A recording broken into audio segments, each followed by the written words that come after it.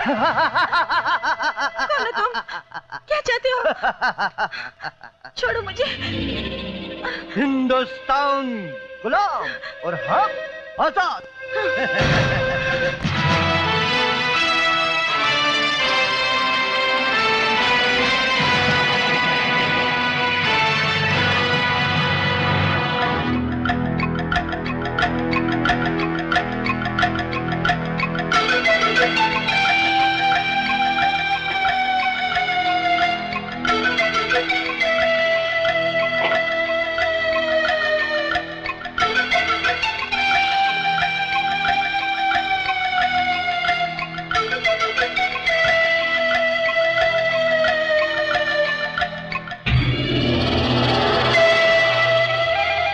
अपने आप को छुड़वाने की खातिर क्यों इस नाजुक बदन को तकलीफ दे रही हो?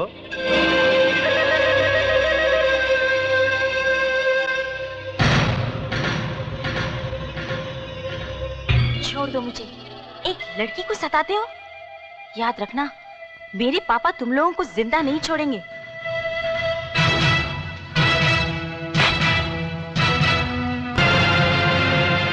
आखिर मैंने तुम्हारा बिगाड़ा क्या है?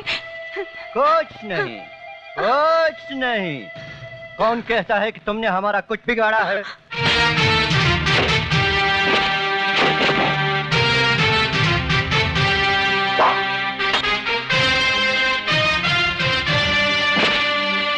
उधर तुम्हारे पापा इंस्पेक्टर भट्टी के ट्रांसफर के ऑर्डर दे दे, इधर हम तुम्हारी रिहाई के ऑर्डर दे देंगे। शेख, बच्ची को मेरे हवाले कर दो। ए बच्ची, तेरे बच्ची में ऐसे आग लगा दूंगा तुम जलकर राख हो जाओगे।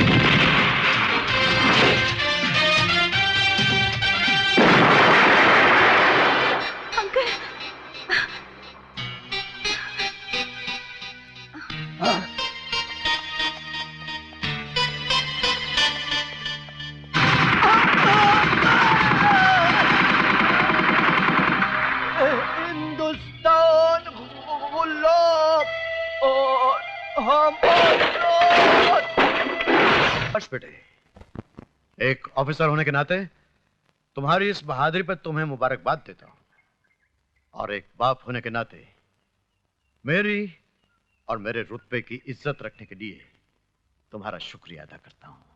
कृष्ण, अब तुम कहीं नहीं जाओगे, यहीं रहोगे मेरे पास। थैंक यू सर, लेकिन मैं अब यहां नहीं रहूंगा। जहां एक ईमानदार पुलिस ऑफिसर की कदर नहीं, वहां रहकर क्या करूंगा? ठीक है, जाना चाहते हो जाओ, लेकिन मेरी एक बात सुन लो। जिस शहर में तुम जा रहे हो ना, उसका नाम मुंबई है, और मुंबई जैसे शहर में तुम्हारी मुलाकात अक्सर गैर कानूनी लोगों से होती रहेगी।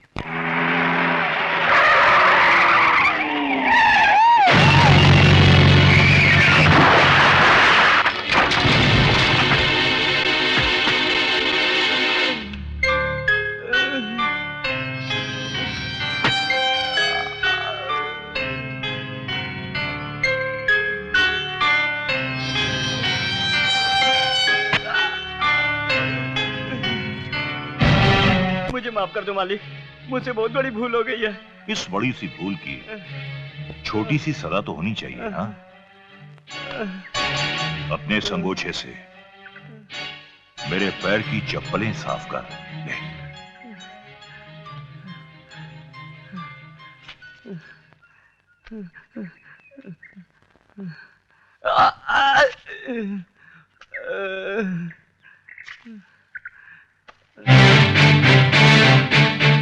वाह वाह नेता वाह, नेता का चोला पहनकर देश को नंगा कर रहा है। शर्म कर, शर्म कर। तो तू महाभारत का कृष्ण बन के इनकी रक्षा करने आया है। लगता है तूने सिर्फ महाभारत का नाम सुना है, पढ़ा नहीं। तुझे आज पढ़ा भी देता हूं।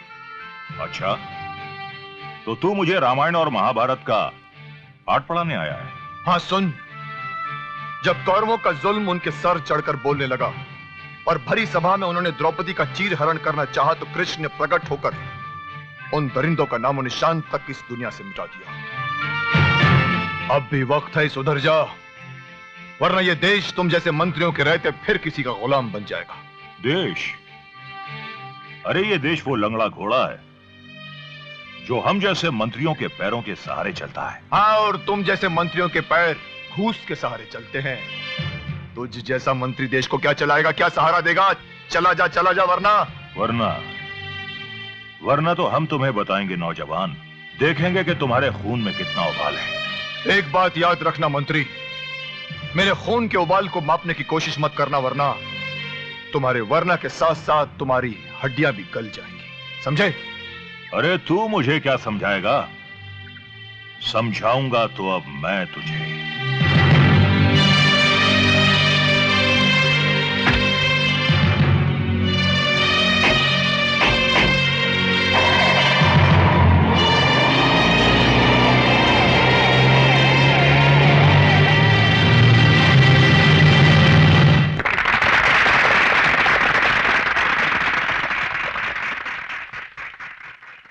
प्यारे भाइयों बहनों, आपका ये प्यार, ये ख्याल देखकर मेरी आंखों में खुशी से आंसू आने लगे। और दूसरी खुशी की बात यह है कि मुझ जैसे सेवक का भाषण सुनने के लिए आप लोग कहां कहां से आए हैं। यह आप ही के सहयोग का परिणाम है कि आज हमारा देश कहां से कहां पहुंच गया है। कल हम क्या थे और आज हमने कितनी उन्नति कर ली है, और वो दिन दूर नहीं है कि आने वाले कल में हमारे देश का नाम दुनिया में सबसे ऊंचा होगा।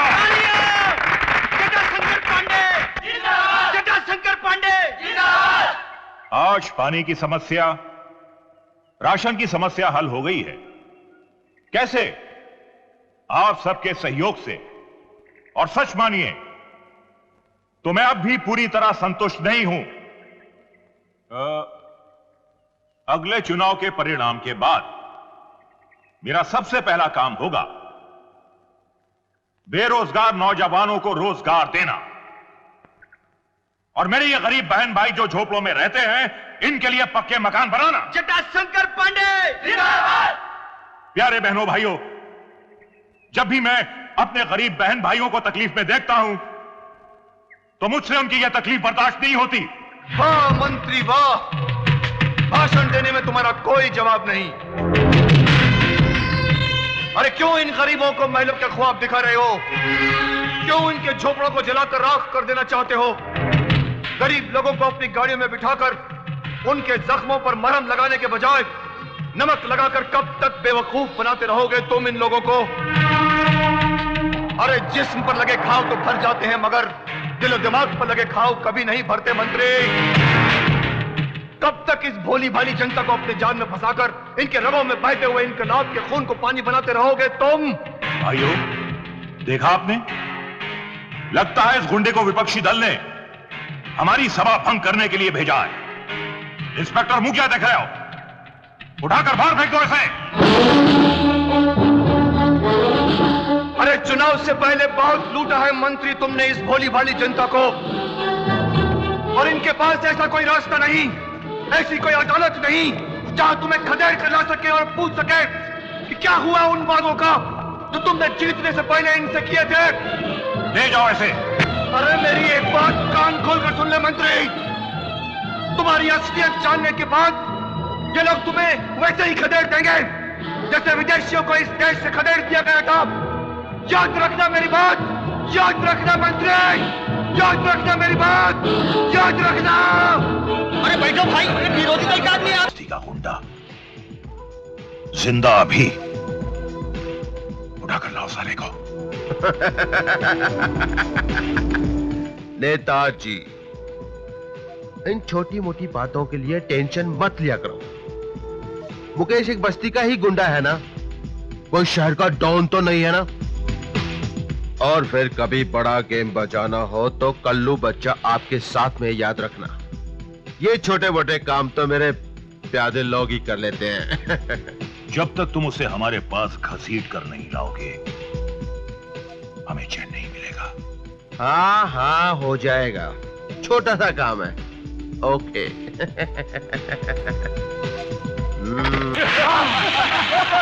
हेलो,